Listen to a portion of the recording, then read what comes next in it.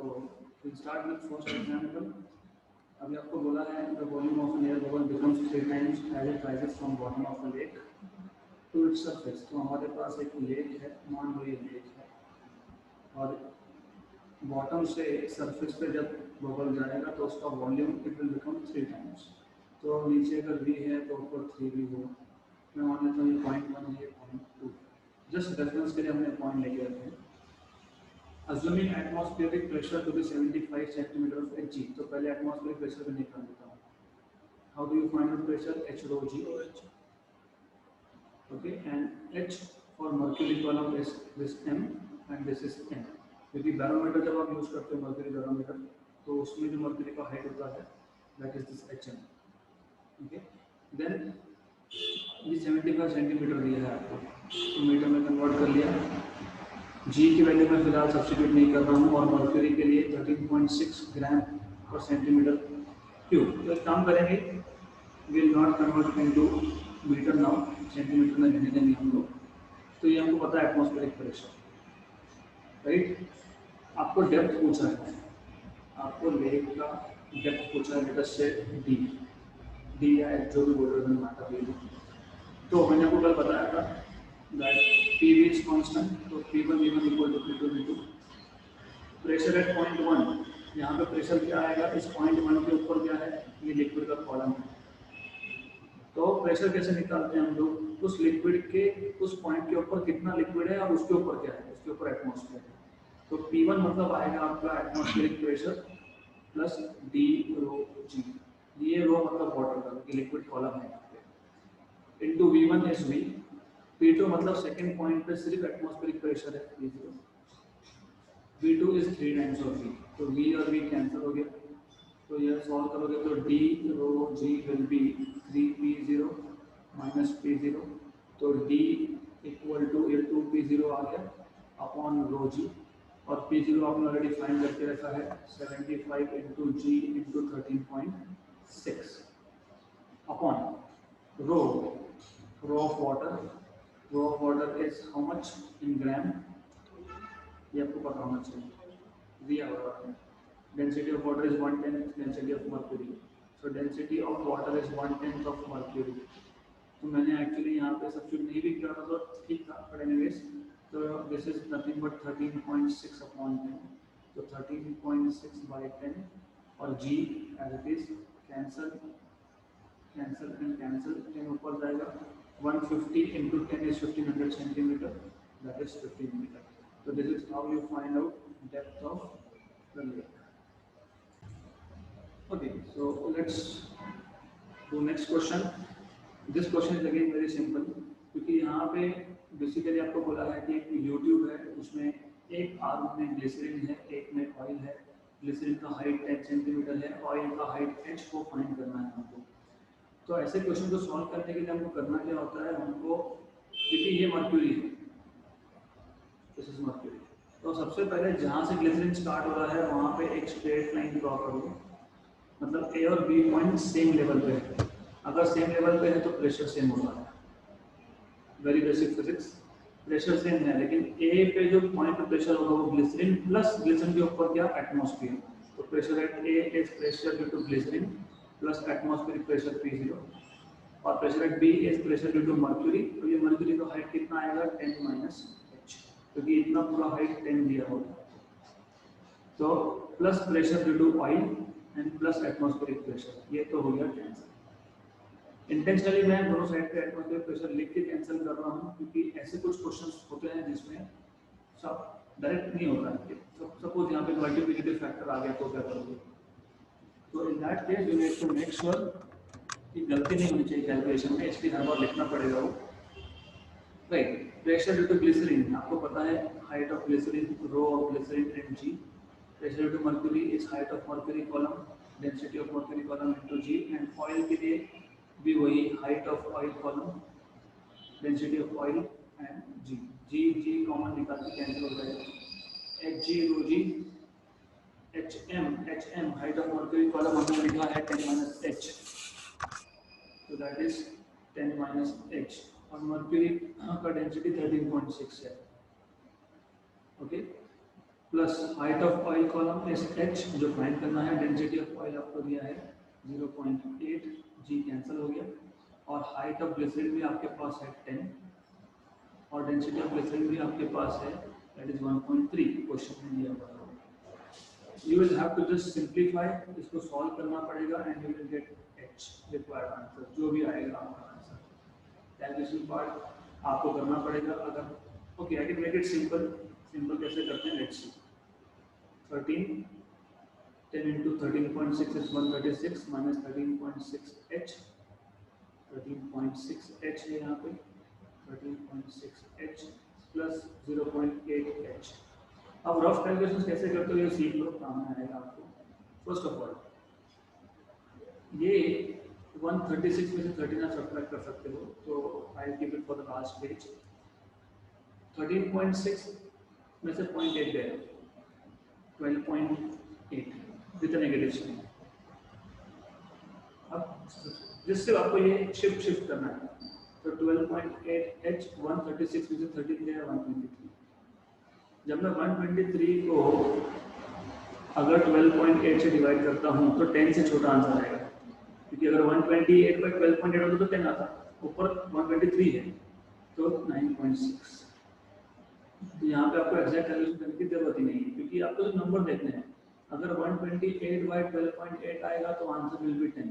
अगर 128 से वो बड़ा नंबर आया बाई 12.8 तो answer will be greater than 10। तो this is what you can do directly है। तो कैलकुलेशन का पार्ट आप सिंप्लीफाई कर सकते हो। Next question, if two liquids of same masses but densities ρ1 and ρ2 are mixed, हमने दो लिक्विड्स को मिक्स कर दिया और मिक्सचर का डेंसिटी क्या आएगा ये पूछा है आपको। ये बहुत सिंपल क्वेश्चन है।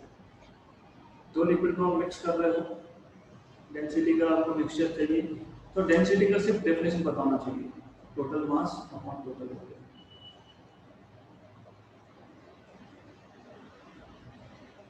टोटल मास कहाँ से आएगा, m1 प्लस m2, पहले लिक्विड का मास दूसरे लिक्विड का मास। वॉल्यूम क्या होता है, v1 plus v, that is m1 plus m2 upon what is volume, mass upon density. तो mass upon density, mass upon density. Question में बोला है सेम मासेस, मतलब m1 इक्वल टू m2 है, तो मैं इसको सॉल्व कर सकता हूँ डायरेक्टली। तो m plus m upon m plus ρ1 m plus ρ2। तो ये जो आप m कॉमन निकाल लोगे और बाद में कैंसिल आउट करोगे, 1 by ρ1 plus 1 by ρ2, m cancel.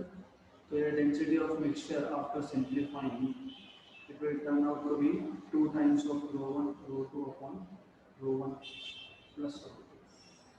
अब ऐसे क्वेश्चन सॉल्व नहीं करने होते, ऐसे क्वेश्चन में आपको बेसिक्स पता होना चाहिए कि डायरेक्टली आंसर नहीं आएगा। तो I just told you just to tell you कि कैसे किया, but otherwise such questions they come from basics. Next question, 2 drops of same radii are falling through air। तो दो ड्रॉप है सेम रेडियस की, वो एयर से फॉल हो रहे हैं विद स्टेडी वेलोसिटी। ये बहुत इंपॉर्टेंट है। स्टेडी वेलोसिटी जब भी वर्ड यूज होगा, मतलब velocity as a final value is constant value, terminal velocity बोलते हैं इसको। 5 सेंटीमीटर पर सेकंड दिया है, और अगर दो ड्रॉप्स कोलेस मतलब कंबाइन हो रहे हैं तो टर्मिनल वेलोसिटी क्या होगा आपको पूछा। तो ये दो ड्रॉप कंबाइन होके सिंगल बन गए। मैं मान लेता हूँ कि पहले ड्रॉप स्मॉल ड्रॉप का रेडियस r था और इसका कैपिटल। दो ड्रॉप कंबाइन हो भी गए तो वॉल्यूम कांस्टेंट रहता है। मैंने अगर 1 लीटर और 1 लीटर को मिक्स कर दे तो 2 लीटर ही बनने वाला है बेसिकली। तो volume of big drop is equal to volume of small drop. हम लोग पहले जनरल फॉर्मूला बना लेते हैं। Volume of big drop will be 4/3 pi r3, और स्मॉल ड्रॉप हमारे पास अगर n नंबर होगा, यहाँ पे 2 है तो जनरल अगर n होगा तो n times of 4/3 by r small r cube. तो I just small r cube cancel cancel. तो आपको जनरल फॉर्मूला मिल गया। नेक्स्ट टाइम से हम लोगों को इस पर टाइम पास नहीं करना, सीधा ये याद होना चाहिए। इससे अच्छा एक चीज़ याद होना चाहिए, Capital R by small r is this. Radius of big drop, radius of small drop, n raised to 1 by 2. अगर ये याद है तो अभी आप लोगों को सीधा सीधा यहाँ पे हमारे पास n की वैल्यू 2 थी तो 2 raised to 1 by 3. तो what you obtain is r big upon r small, radius of small drop. Directly इनको मिलेगी 2 raised to 1 by 3. Why it is important? Because we know terminal velocity. By the way, what is terminal velocity? मैंने कल बताया था आपको. मैं वापस repeat कर देता हूँ. Yes, but basic physics. हमारे पास अगर एक फ्लूइड है, उस फ्लूइड में अगर हमने एक मेटालिक बॉल छोड़ दिया मतलब इनिशियल वेलोसिटी 0 था, अब उसका वेलोसिटी बढ़ते जाएगा. लेकिन जब ये एक लिक्विड से फ्लो हो रहा है, फॉल हो रहा है, तो इस पर दो फोर्सेस एक्ट होते हैं. एक होता है अपथ्रस्ट, ये आपने कब सीखा था? अगर आपका किसी फ्रेंड के साथ झगड़ा हो गया, आपको उसको उठा के उल्टा फेंकना है, आप नहीं कर सकते, लेकिन उसको स्विमिंग पूल में लेके जाओ, वहाँ पे इजीली होता है. स्विमिंग पूल में क्या होता है कि एक हेवी ऑब्जेक्ट का वेट हमको कम लगता है तुरंत से, तो उसको बोलते हो अपथ्रस्ट. तो अपथ्रस्ट का मतलब ये है अपथ्रस्ट, अपवर्ड डायरेक्शन में फोर्स, और एक विस्कोसिटी का फोर्स होगा, because this ball is going through layers of liquid. Liquid को हम लोग लेयर्स में अज्यूम करते हैं, और लेयर्स में फ्रिक्शन होता है, फ्रिक्शन से विस्कस फोर्स आता है. जब भी बॉल पास होगा तो इस पर भी विस्कस फोर्स एक्ट होगा, और नीचे एक फोर्स होगा ग्रेविटी का. तो at one stage gravitational force mg और अपवर्ड फोर्सेस ये बैलेंस हो जाएंगे, तो वेलोसिटी कांस्टेंट हो जाएगा. क्योंकि आपको पता है एक्सीलरेशन के लिए फोर्स चाहिए, F = ma. यहाँ पे फोर्स बैलेंस हो गया तो एक्सीलरेशन नहीं होने वाला. एक्सीलरेशन क्या होगा? मतलब कांस्टेंट वेलोसिटी. तो टर्मिनल वेलोसिटी का हमको फॉर्मूला लिख जाता है डायरेक्टली 2/9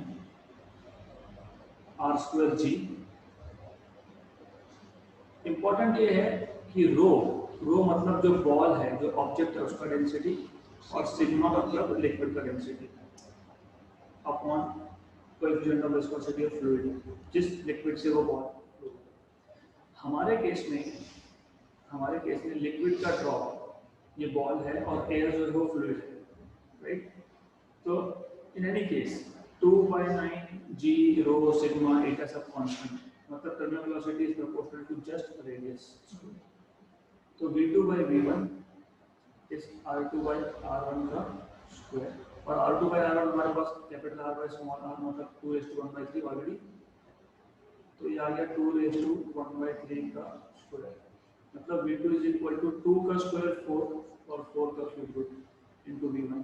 तो v1 हमारे पास 5 था, तो 5 into cube root of 4 centimetre पर सेकंड. तो ये आ गया आपका ऑप्शन नंबर 8. क्योंकि मैं लिख रहा हूँ तो टाइम लग रहा है, otherwise this questions can be done orally. Fraction of seconds, like not second, fraction of second में, फ्रैक्शन ऑफ मिनट्स 10 से 15 सेकंड में होता है. कैसे? मैंने आपको बताया. If you notice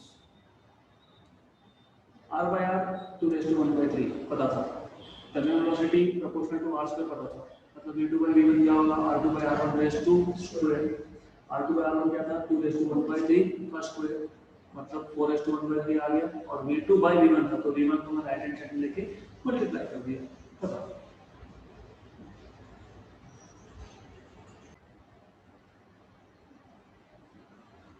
okay, let's just skip this part. Already बता दिया मैंने आपको, ये एक ऑलरेडी हमने सॉल्व करके रखा था.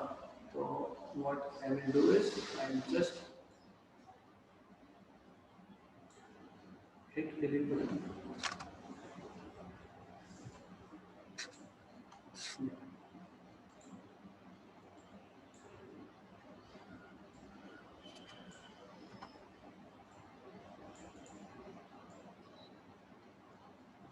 anyways, छोड़ो, गुड. anyways, तो अभी ये क्वेश्चन अगर आपको सॉल्व करना है, a ball of radius with a ball of a radius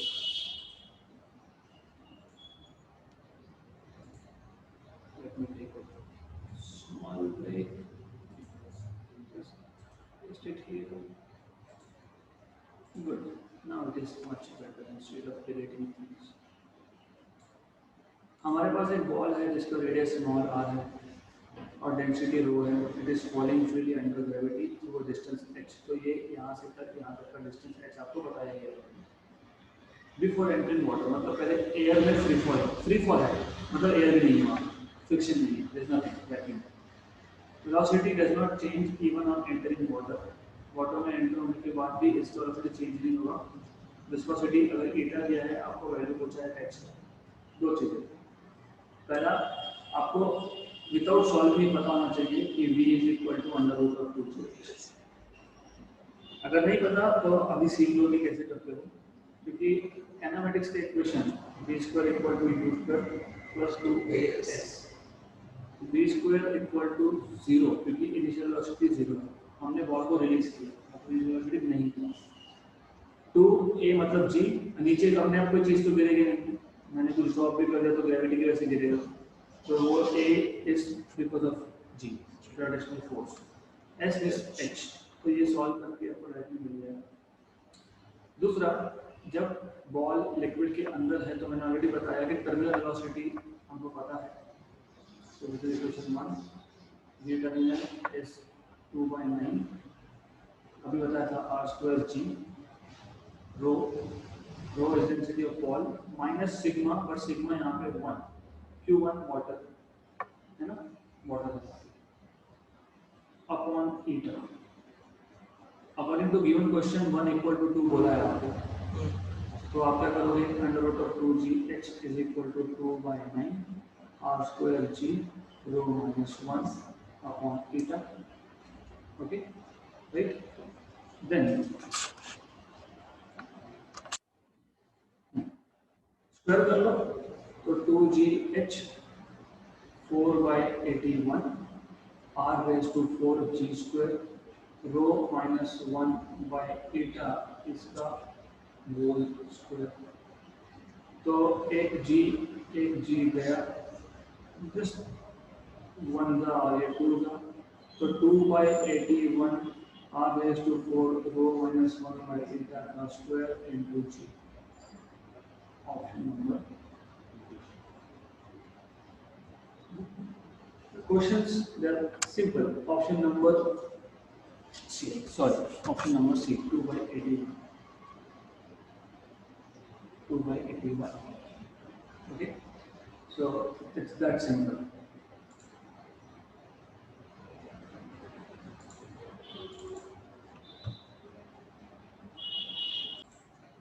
Okay, so before we solve this question, you must know what is Bernoulli's equation. मैं आपको बता देता हूँ Bernoulli's equation क्या है, फिर हम लोग वो क्वेश्चन सॉल्व करेंगे। बेसिकली Bernoulli's equation हम लोग यूज करते हैं when a liquid is flowing through a pipe। तो ऐसा है, मेरे पास ट्यूब है समझ लो, जिसका क्रॉस सेक्शन यूनिफॉर्म नहीं है, एक पाइप है, यहाँ पे उसका क्रॉस सेक्शन बड़ा है, यहाँ पे उसका क्रॉस सेक्शन छोटा है।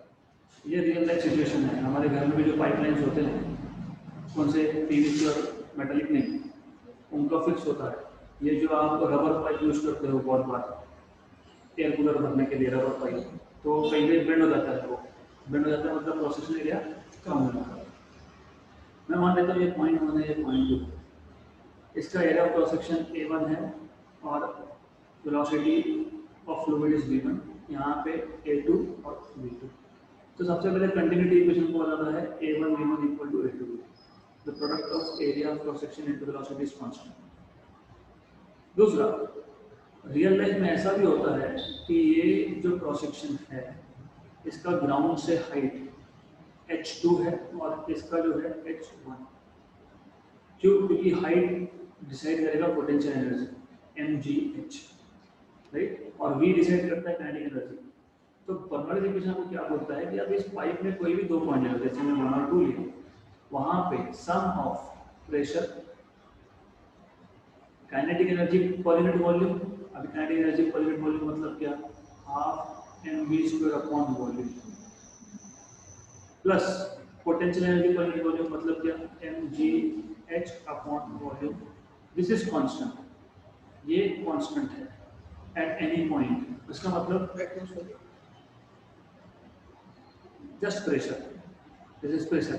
एटमॉस्फेरिक तब जब वो फ्लूइड एटमॉस्फेयर को एक्सपोज, जब पानी एक पाइप से जा रहा है तो there is no atmosphere, no surrounding air, तो मैंने गलती से 2 लिख दिया था, तो इसमें मैंने हटा दिया था। So we don't need this 2, okay, we don't need this.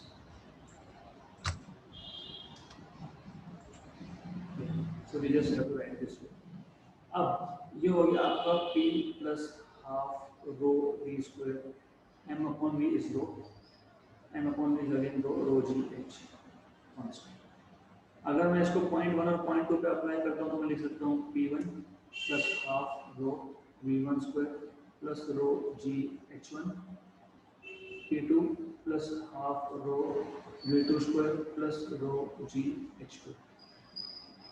रो 1 रो 2 मत लिखना क्योंकि फ्लूइड सेम है, लिक्विड तो एक ही है ना, पानी फ्लो होगा तो पानी फ्लो होगा, ऐसा नहीं होगा ना कि पानी आगे जाके शरब बन जाएगा कहीं, तो रो 1 रो 2 मत लिखना वहाँ पे, right. Now we have to go back to our question.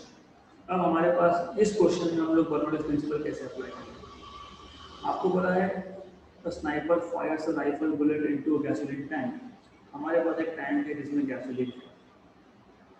पहली बात तो इसमें बुलेट फायर करना ही रिस्की काम है, but anyways, right. So making a hole 53 metre below the surface of gasoline, मतलब सरफेस से नीचे 53 मीटर पे, मतलब ये डिस्टेंस आपको दे दिया 53 मीटर। और जब इस टैंक को फिल किया गया था तो उन्होंने बोला है कि 3.01 एटमॉस्फेरिक प्रेशर पे फिल किया गया।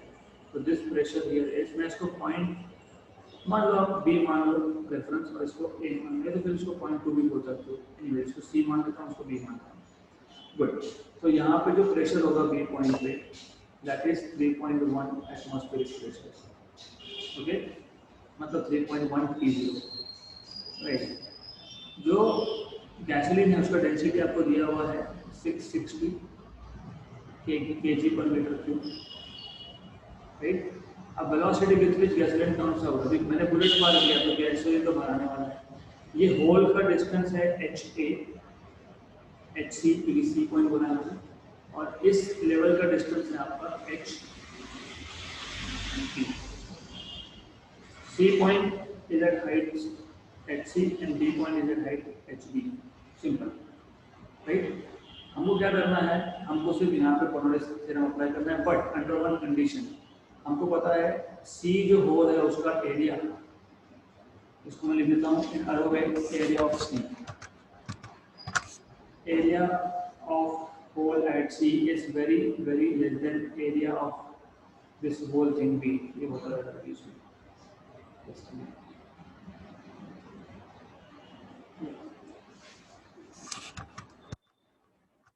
So this area of upper surface is very greater than the whole, तो आपको ये मिल जाएगा AC by AB very very less than 1, मतलब approximately 0। क्यों करना है समझेगा, ये आपको इसलिए करना है क्योंकि अगर मैं इक्वेशन ऑफ कंटिन्यूटी अप्लाई करता हूँ, what equation continuity tells you, area at C, velocity at C, area at B, velocity at B।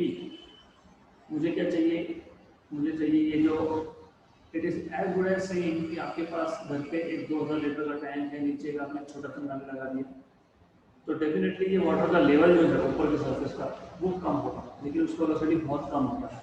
तो आपको VB चाहिए था, तो VB is equal to AC by AB into BC, बट AC by AB approximately 0 है, मतलब ये 0 है।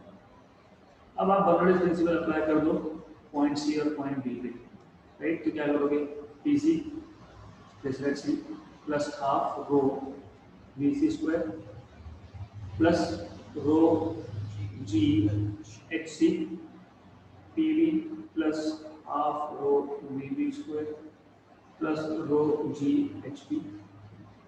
अब हमको पता है ये अप्रोक्सीमेटली 0 क्योंकि VB 0 था, velocity of that surface of water level is less then PC। you should know कि atmospheric pressure अभी यहाँ से लिक्विड बाहर आया, तो लिक्विड बाहर आया मतलब it will be at just 1 atmospheric pressure, good।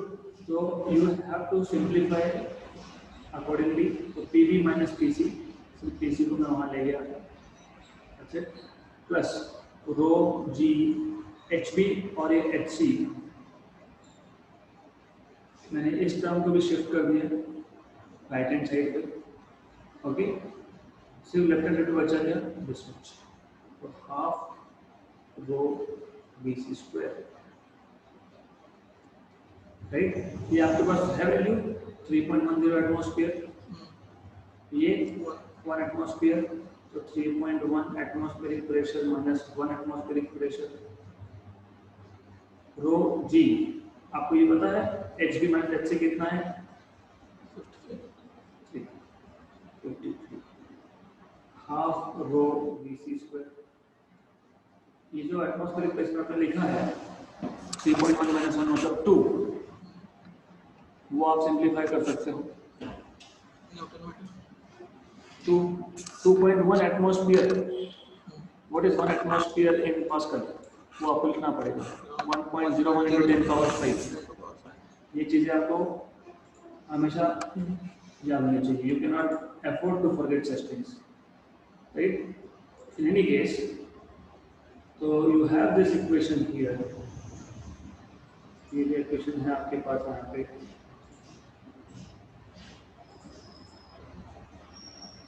so you have 2.1 atmospheric pressure plus 53 rho g equal to half rho BC square। आपको सिर्फ BC के लिए सिंप्लीफाई करना है और आपको सॉल्व करना है। तो when you do this simplification, क्योंकि रो पता है जैसे इनका जी पता है 9.8 होता है, राइट। P0 पता है 1.0 into 10 power 5 पास लेता है, सब्स्टिट्यूट करके आपको BC फाइंड करोगे तो 41 मीटर पर सेकंड आता है। तो I am living the part of calculations on you. ये सारे questions in the form of one PDF आपको एप्लीकेशन पे आ जाएगा, सॉल्व किया, सॉल्यूशन भी मिलेगा, अनसॉल्व भी मिलेगा। So it will be like this, मतलब पूरा क्वेश्चन सेट 30 क्वेश्चंस का वो अलग से होगा, और हम लोग जितना एक दिन में करेंगे, जैसे अगर 10 क्वेश्चन होते हैं 15 होते हैं, तो वो अलग से आएगा विद सॉल्यूशंस, राइट। तो वो भी दोनों आ जाएंगे। Next question, question number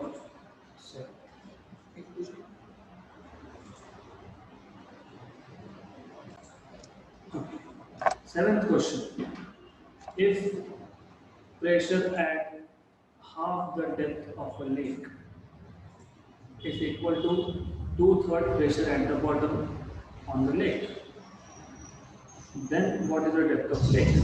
Exactly मैंने इसलिए आपको बताया था कि एटमॉस्फेरिक प्रेशर को हर बार लिखना पड़ता है, क्योंकि यहाँ समझेगा कि क्यों। अभी आपको बोला है pressure at half the depth, half the depth मतलब ये हाफ डेप्थ प्रेशर, राइट। मैं इसको 0.2 मान लेता हूँ, इसको 0.1 मान लेता हूँ।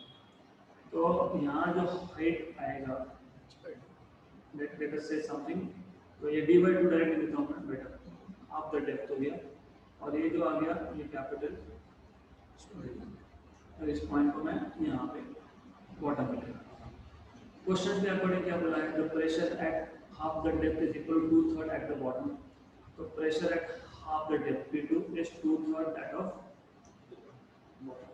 बॉटम पे 0.1 था प्रेशर, P1 था, यहाँ पे pressure good। What is the depth of lake? The thing is, what is pressure at 2? Pressure at 2 will be because of this liquid column, मतलब half the depth। What is half the depth? d/2। h मतलब यहाँ पे आएगा d/2, है ना। h रो जी लिखते हो ना, d/2 रो जी, क्योंकि डेप्थ कितना था d/2 प्लस एटमॉस्फेरिक प्रेशर, क्योंकि इसके ऊपर क्या है, वाटर के ऊपर क्या है, atmosphere, equal to 2/3 pressure at bottom. Bottom में क्या लिखोगे, d रो जी, क्योंकि हाइट कितना है d, और उसके ऊपर क्या है, उसके ऊपर क्या है, एटमॉस्फेयर है ना। बॉटम से यहाँ तक मेजर कर लिया प्रेशर, उसके ऊपर भी तो एटमॉस्फेरिक प्रेशर है, तो ये आ गया आपका। तो एग्जैक्टली मैंने इसलिए बोला था कि अगर तुम P0 नहीं लिखते यहाँ पे तो तुम्हारा आंसर गलत होगा, इट विल गो रॉन्ग। अब how can I simplify this? Simple, d rho g by 2 plus p0 equal to 2/3 of d rho g plus 2/3 of p0। अभी आपको इतना तो पता होना ही चाहिए, 1 में से 2/3 गया तो 1/3 बचता है, 2/3 में से हाफ गया तो कितना बचता है, 2/3, 2/3 d rho g, right, d रो जी, और इस टर्म को वहां लाऊंगा, क्या है टर्म में, हाफ है, हाफ है ना, तो मैंने लिख दिया यहाँ पे, मैंने नहीं, मैंने डी रो जी बाहर लिखना चाहिए और 2/3 माइनस हाफ, तो मैंने पूछा आपको 2/3 में से हाफ गया तो कितना बचा, 1/6, व्हाट इज 1/6 है ना, 2/3 मतलब कितना 0.66, हाफ कितना 0.5, 0.66 में 0.5 गया तो कितना बचा 0.166, बराबर ना, तो दैट इज 1/6, कर लो, 4 - 3/6 cos क्या करोगे तो ये आ गया आपका 1/6, तो 1/3 equal to d rho g by 6, 1 का 2 का। हमको क्या पूछा है, हमको क्या पूछा है डेप्थ, तो अगर डेप्थ के लिए हमको इक्वेशन मिल जाएगा, क्या मिल जाएगा d के लिए, तो हमको मिल जाएगा d is equal to 2 times of atmospheric pressure upon rho g। What is atmospheric pressure पता है आपको, 2 × 1.01 × 10 power 5 upon density of water 10⁻³ क्योंकि मीटर में आंसर है, g की वैल्यू 10 ले लेता हूँ मैं, रफली 9.8 की जगह पे क्या लेंगे 10, करेक्ट, तो 2 × 1 point something is 2 अप्रोक्सीमेटली, ऊपर 10 पावर 5 है, नीचे कितना है 10 पावर 4, 10⁻³ और 10, तो क्या बचेगा, तो कितना आएगा 20 मीटर, राइट। तो कैलकुलेशन कैसे की हम लोगों ने, सिर्फ यहाँ पे ध्यान चाहिए 2 × p0 कितना 1.01 × 10 पावर 5, मैं सिर्फ 10 पावर 5 लिखूंगा क्योंकि इन एग्जाम्स लाइक नीट हमारा फोकस होता है सिर्फ रफ कैलकुलेशंस में। नीचे क्या है रो जी, रो कितना है वाटर का, और जी कितना है 10, ऊपर 10 पावर 5 नीचे 10 पावर 4, कितना बचा, ऊपर 10 तो 2 10 × 2 20 मीटर, करेक्ट। अगर यहाँ पे आपने P0 नहीं लिखा होता तो आपका आंसर लगा, कैसे लगा था, let's see, let us take without P0, हमारे लिए ये क्रॉस वेरिफिकेशन की हो जाएगा। अगर मैंने नहीं लिखा होता तो हमको पता था depth at half is 2/3 at bottom, half में लिख देता d/2 रो जी, 2/3 बॉटम पे लिख देता मैं डी रो जी, हाँ तो डी पे कैसे फाइंड करें, right, that is why you have to take into consideration atmospheric pressure also, डी चले गया तो क्वेश्चन इज रॉन्ग।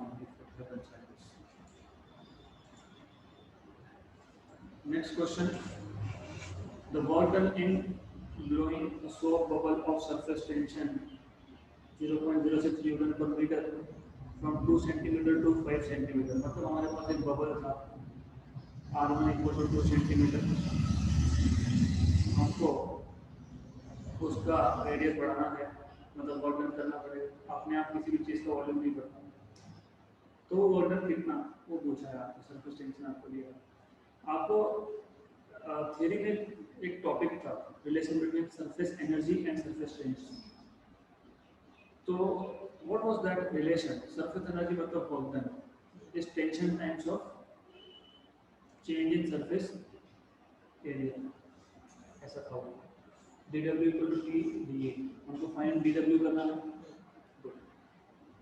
यहाँ पे गलत ना होता है बबल या ड्रॉप, अगर सोप बबल होगा तो 2 से मल्टीप्लाई होगा, क्यों, दो सरफेस है, दो फ्री सरफेस है, एक अंदर का एक बाहर का, चेंज इन एरिया, अभी जैसे मैं बता रहा हूँ मीट में टाइम बचाना इंपॉर्टेंट है मेरे लिए, तो टाइम कैसे बचेगा, तो D W equal to 2t, calculation at the last, बीच में नहीं करनी। What is area of sphere, 4 pi R two is volume, यहाँ पे एरिया क्या है 4 पाई आर स्क्वायर, तो डी ए मतलब final area minus initial area, तो 2t final area 4 pi R two square minus 4 pi R one square, मैं 4 pi common निकाल लेता हूँ, तो मैंने वो बचा 8 pi T R two square minus R one. अब as a rule, thumb rule, ये बबल के लिए है, अगर ड्रॉप होगा, लिक्विड ड्रॉप होगा तो वो इसका हाफ होता है, मतलब 4 पाई टी आएगा, राइट। अगर मुझे ये याद होता डायरेक्टली, अच्छा बबल है 8 pi T R two square minus R one square, इतना याद है अगर, देन देयर इज नथिंग, क्योंकि ये सेंटीमीटर से मीटर में कन्वर्ट करना तो कोई भी कर लेगा ये। तो what I can do is 8 into pi into surface tension is 0.06, r2 मतलब 5 का स्क्वायर 25, 10 पावर माइनस 2 का स्क्वायर 10 पावर माइनस 4, और वो भी डायरेक्टली कैलकुलेशन से ब्रैकेट से बाहर मैं कॉमन लिख सकता हूँ, क्योंकि दोनों में आया ना r1 और r2 में, दोनों में कन्वर्जन बैठता है। या तो ऐसा करो, या तो फिर पूरा सीजीएस सिस्टम में रखो, लेकिन सीजीएस सिस्टम में रखोगे तो ये न्यूटन पर मीटर है, इसलिए हमेशा सेंटीमीटर से मीटर में जाना इजी है, सरफेस टेंशन यूनिट्स कन्वर्ट करने से बेटर है। तो 25 माइनस 2 का स्क्वायर कितना 4, और 10 पावर माइनस 4, क्योंकि दोनों में था 10 पावर माइनस 2 का स्क्वायर, राइट। और सिंपल करते हैं 8 into 6 कितना, 8 into 6, 8 6 कितना 48 पाई, और इसमें पॉइंट के बाद मतलब डेसिमल के बाद 2 है ना, तो वो 10 पावर माइनस 2 और 10 पावर माइनस 4, मतलब 10 पावर माइनस 6, 25 माइनस 4 इज बराबर ना 25 माइनस 4 है ना, 5 का स्क्वायर r2 क्या था 5 का स्क्वायर कितना 25, 4 का 2 का स्क्वायर कितना 4, 25 माइनस 4 कितना 21, 21 into 40। अच्छा एक काम करो और इजी करना है तो वो भी हो सकता है, रफ कैलकुलेशन कैसे करते हो, व्हाट इज 5 22 बाय क्यों, हमको रफ चाहिए, क्यों रफ चाहिए, आंसर देखो 1.25 के बाद उसका डबल, उसके बाद 3.1, उसके बाद 4, मतलब नियर बाय कोई आंसर ही नहीं है, तो मैं फिर एग्जैक्ट कैलकुलेशन करूंगा क्यों, हाँ, तो इसलिए ऑप्शन देखना जरूरी होता है। तो अब मैं वही बोल रहा हूँ, क्या होता है 7 9 रफली रफ 21 का स्क्वायर पता नहीं क्या हम लोग 7 हाँ 7 था, सॉरी 7 था, 21 का स्क्वायर नहीं पता, ये 21 है, ये 22 है, 21 का स्क्वायर नहीं पता क्या है, उसका क्या होता है, इजी है ना, 21 का स्क्वायर कैसे निकालोगे, 21 को 10 से मल्टीप्लाई करो 210 और 10 से मल्टीप्लाई करो 210 प्लस 210 420, उसमें 21 ऐड करो 441, 441 into 7 441 into 7 7 into रफली 450 ले लो ना, रफ कैलकुलेशन चल रहा है हमारा, मैं रफ कैलकुलेशन कर रहा हूँ ना मैं, तो व्हाट इज 450 into 7 40 का 7 कितना होता है,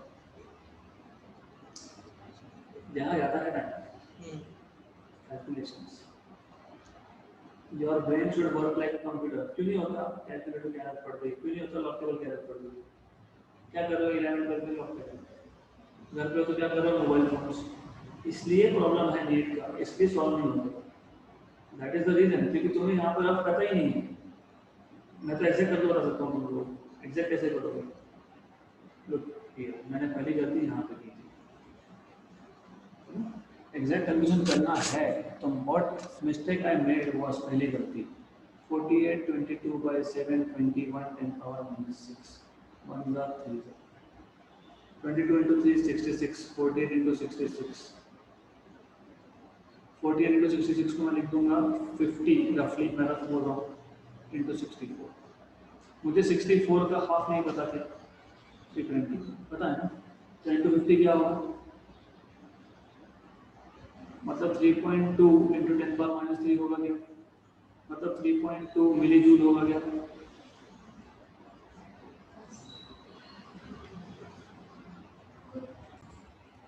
नेक्स्ट क्वेश्चन,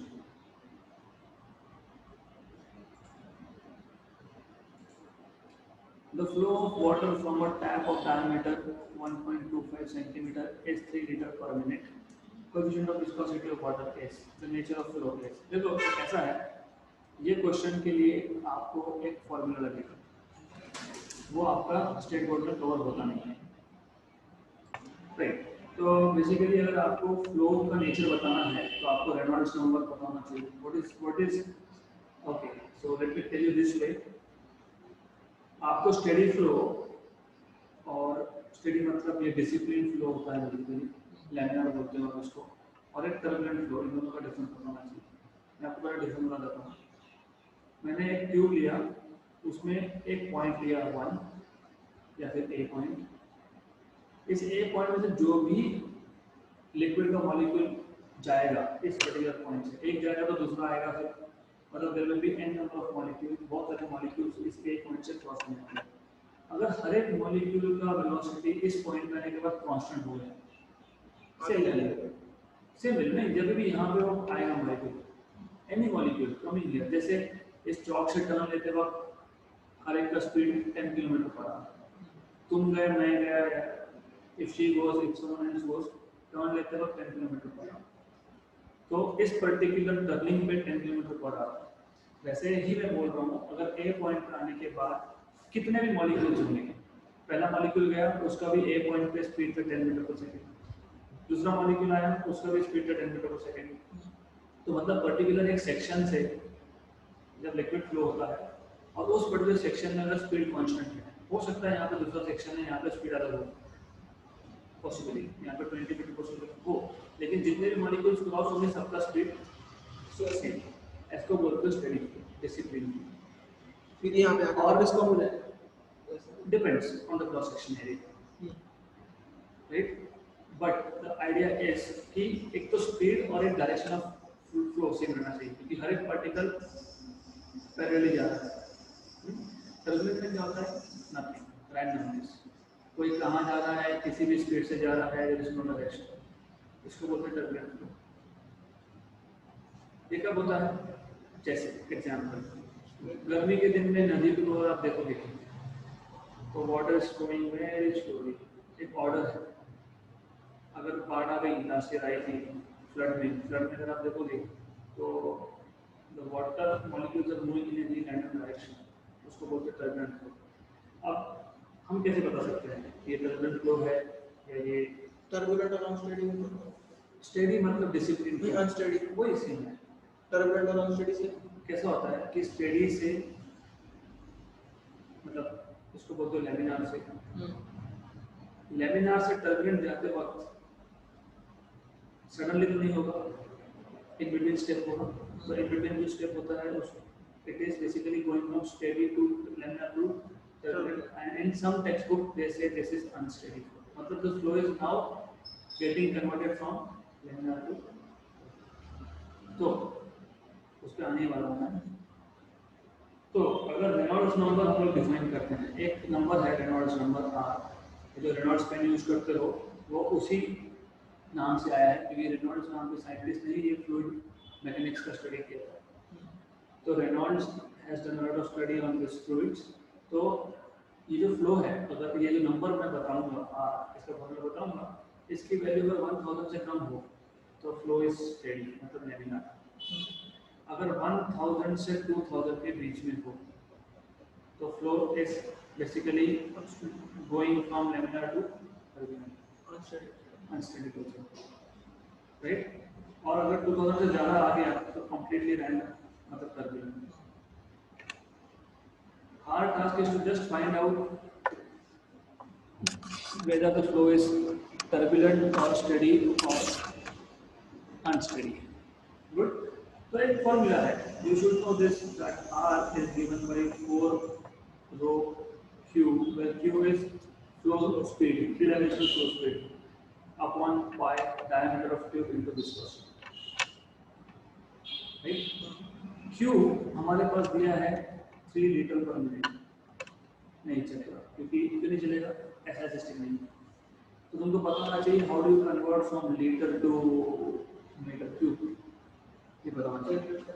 -3, तो 1 लीटर इज 10⁻³ मीटर क्यूब और 1 मिनट में 60 सेकेंड्स। तो ये आ गया आपका 3/60, दैट इज 1/20। मतलब मैं 10 पावर, मैं क्या करता हूँ नॉर्मली कैलकुलेशन सिंपल कैसे करने होते हैं, 10 के पावर को अलग करो, 10⁻³ नीचे 20 को 2 × 10 लिख दूंगा, वो ऊपर ले जाऊंगा, मतलब कितना हो गया 10⁻⁴, और ये हाफ बचेगा नीचे, 1/2 आ गया ना, 1/2 लिखना 0.5 और 10⁻⁴ का, तो 0.5 को मैं 5 × 10⁻⁵ लिख सकता हूँ मीटर क्यूब पर। हमारा काम आसान इसलिए हो गया अब क्योंकि अब कैलकुलेशन बहुत सिंपल हो जाएंगे अगर आपने ऑलरेडी 10 के पावर को सेपरेट कर दिया है तो। कैसे?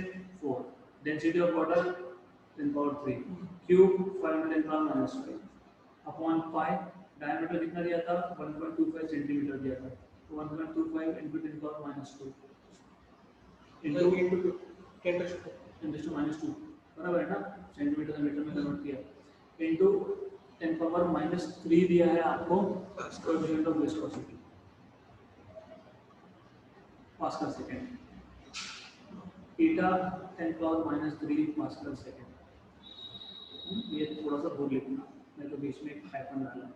एनीवेज, तो नीचे 10 पावर -2 -3 -5 गया, 1.25 1 था 1.24 था, दैट इज 5, 1.5 का डबल 2.5 का डबल 4 × 4 16 16 × 10⁻³ और नीचे पाई, राइट। अब मुझे एक बात बताओ, am I suppose to do that was a calculation exact नहीं, क्यों? पाई की वैल्यू मैं 3 भी ले लेता हूँ, 3.14 है, 1 जा एंड समथिंग ग्रेटर देन 5 मान लेता हूँ 5.1, क्या फर्क पड़ता है, 5.2 डजंट मैटर, व्हाट इज 5.1 × 10⁻³ 5100। हमको तो अल्टीमेटली देखना सिर्फ इतना ही था ना, 1000 से नीचे है कि 1000 2000 में है, क्या आया हमारा आंसर 5000 समथिंग, मतलब कौन सा फ्लो, 10⁻³ आ गया तो वही समझ है। यस, मैं इसलिए तो बोल रहा हूँ ना कि you have to look at just 10 के पावर, 10 के पावर, ओके।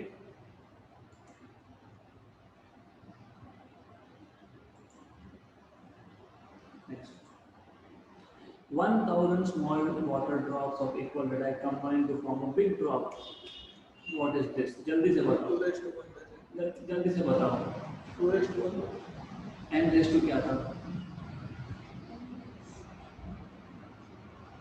2:1 R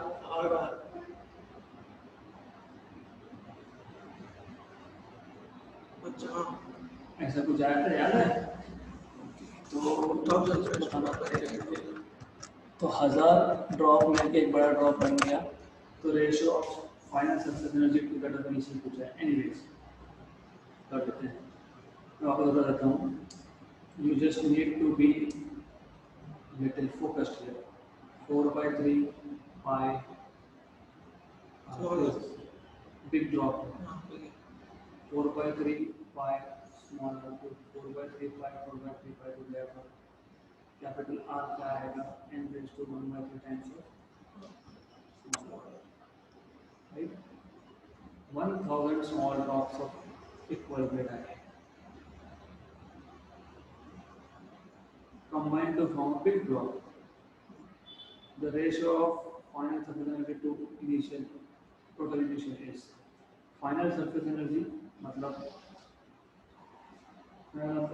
कंबाइन होने के बाद, एक ड्रॉप करने के बाद जो सरफेस एनर्जी होगा वो उसका ratio two that of initial, मतलब 1000 आपके पास ड्रॉपलेट्स थे उसका एनर्जी, ये दोनों को रेशियो निकालना है। तो कैसे करेंगे? Let's take a pause here, pay attention, see the idea is, याद है हम लोग सरफेस एनर्जी मतलब बर्डन, मतलब आपको पता है कि यहाँ तो ड्रॉप है, तो ड्रॉप है तो टी डी ए, ये तो पता है। Right, surface energy is tension into change in, या फिर सिर्फ देखो चेंज इन सरफेस एरिया या फिर सिर्फ एरिया, बात तो एक ही है, करेक्ट। अभी अगर मेरे पास एनीवे, चलो मैं और एक स्टेप स्मॉल कर देता हूँ, पहले सिंपल कर देता हूँ। Energy this is equal to T, what is area of a bubble और अ ड्रॉप, 4 by r²। मतलब what I wanted to tell you, 1000 water drop थे, तो कंबाइन होने के बाद एक ड्रॉप अलग वाटर का ही होगा ना। हाँ, तो सरफेस टेंशन कांस्टेंट होगा। हाँ, 4 by कांस्टेंट है, तो एनर्जी प्रोपोर्शनल टू, राइट। मैं एनर्जी को E से डिनोट कर देता हूँ, राइट। अभी अगर मैं लिखता हूँ E final by E initial, right, proportionality है ना, तो मैं क्या लिखूंगा, R final upon R initial का स्क्वायर, बराबर, राइट है कि नहीं? क्यों नहीं? क्यों नहीं? क्यों राइट नहीं है? क्यों राइट नहीं? क्यों राइट नहीं है ये? इनिशियली आपके पास एक ड्रॉप था क्या? तो कितने थे? करेक्ट। तो यहाँ पे अगर गड़बड़ होती है तो आई विल टेल यू, ये सही है, और अगर आपके अंडरस्टैंडिंग की गड़बड़ होती है तो आप क्या कर सकते हो? तो आप ऐसा कर सकते हो, what you can do is final upon initial, final is tension into 4 pi into r final का square, initial is tension into 4 pi into r initial का square multiplied by n। ये ठीक रहेगा, गड़बड़ नहीं, आंसर। तो ये आ गया 1 by n r final upon r initial raised to 2, बराबर, सही है। अच्छा, E final upon E initial 1 by n, R final by R initial आपने यहाँ पे करके रखा है, क्या है ये? क्या है ये? R final by R initial n raise to 1 by 3 है ना? You are seeing from this equation raise to 2, हाँ, तो n raise to 2 by 3 upon n, ये n ऊपर जाएगा, या तो फिर आप इसको नीचे ले आओ, तो 1 upon n raised to 1, n raised to minus 2 by 3. What is 1 minus 1 by 3? What is 1 minus 1 by 3? अरे 1 में से 2/3 गया, कितना बचा? 1/3, तो n raised to 1/3। अभी what is n? 1000 बोला ना, 1000 का, तो 1000 मतलब 10 raised to 3 होता है क्या? तो 10 raised to 3 और उसका क्यूब रूट 10 आता है क्या? हो गया। ओरल क्वेश्चन था, ओरल कैसे था वो देखो, ये 1000 बाहर, ये आया मैं बता दूं इसमें इंक्लूड होगा। फाइनल एनर्जी मतलब 4 pi T R final square, agree. R final को कैपिटल आर लिख सकते हो, डजंट मैटर। इनिशियल एक ड्रॉप का कितना, 4 pi T small R square, एक ड्रॉप का। टोटल कितने ड्रॉप्स थे? Right. E final by E initial करने के बाद मुझे R square upon N R square मिला क्या? मिला। अभी इसको सॉल्व करने के बहुत तरीके हैं, as many as you want. पहला तरीका, यहाँ से r बाई आर मेरे पास n रेज़ टू 1 by 3, अगर मैं इसका स्क्वायर कर देता हूँ तो 2 by 3 होता है, और 1 by n तो ऑलरेडी नीचे है, r बाई आर कितना है तुम्हारा, स्क्वायर करके n रेज़ टू 2 by 3 आया, this is one way out, ये एक तरीका। फिर सिंप्लीफाई करोगे तो a final by a initial is 1 upon n raise to 1 by 3। Simplify करने के बाद n की वैल्यू 1000, 1000 का क्यूब रूट n, तो आ गया 10, 1 by 10, राइट। ओरली कैसे करते हैं?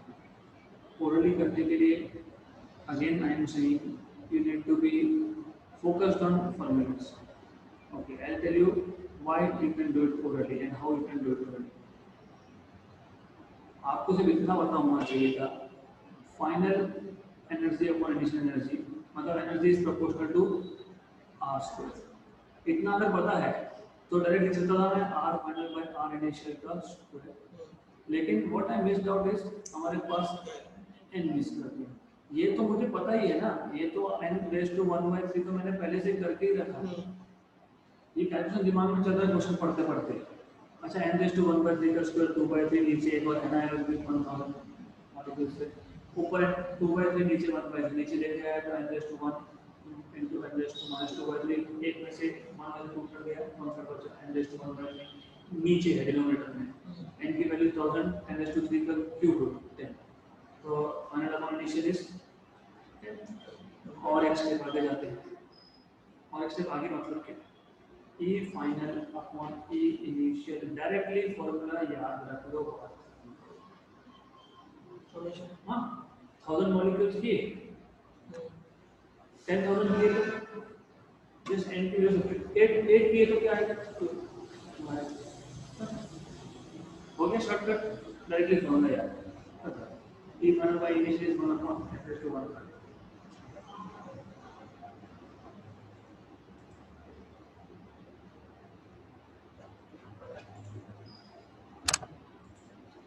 radius of soap bubble is increased from r to 2r what when this process in terms of surface tension करो अभी ये फॉर्मूला मैंने इससे पहले भी बताया है 12 उससे पहले जो एग्जांपल है जैसे मैंने दिया this is an oral question why because we already know that Boltzmann is for a bubble is 8 pi surface tension final radius square minus initial radius square so 8 pi surface tension is s in this example फिर s बोला है उन्होंने that's it okay t को s बोला है r2 is 2r 2r का square 4r r1 is r r का square is just r square 4 minus 1 is 3 so 8 pi s 4r square minus r square is 3r square 3 into 8 is 24 pi s r square ये formula याद है तो इससे भी derive कर लेते हैं नेक्स्ट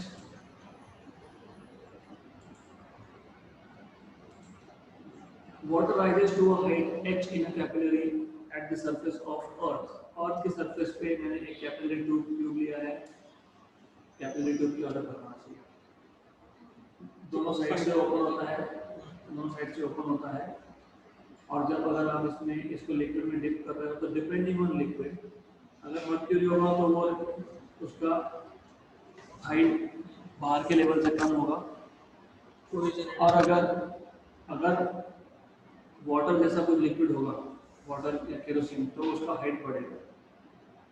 अब आपको बोला है कि अर्थ पे हाइट है h अगर इसी सिस्टम को मैं मून पे लेके गया तो मून पे कितना हाइट होगा in terms of height on earth आपको ये पता होना चाहिए फर्स्ट थिंग कि हाइट का फॉर्मूला होता है 2t cos theta by r h या फिर r rho g आता है ना rho g height in capillary tube of liquid is 2t cos of angle of contact theta upon rho into r into g अगर मैं पूरे system को अर्थ से मून पे लेके जा रहा हूँ क्या सरफेस टेंशन चेंज होगा नहीं क्योंकि लिक्विड सेम है एंगल ऑफ कांटेक्ट डिपेंड करता है लिक्विड पे तो वो सेम है radius of capillary tube same है रो जब वाटर का डेंसिटी सेम है तो सिर्फ चेंज क्या होगा g तो h is inversely proportional to g directly h on moon upon h on earth is g earth upon g moon ऐसा आएगा अगर आपको याद होगा ग्रेविटेशन चैप्टर में आपने directly g earth by g moon ये होता है 1/6 अगर आपको ग्रेविटेशन चैप्टर याद है तो g earth upon g moon is directly 1/6 तो h/6 will be the height of the same capillary on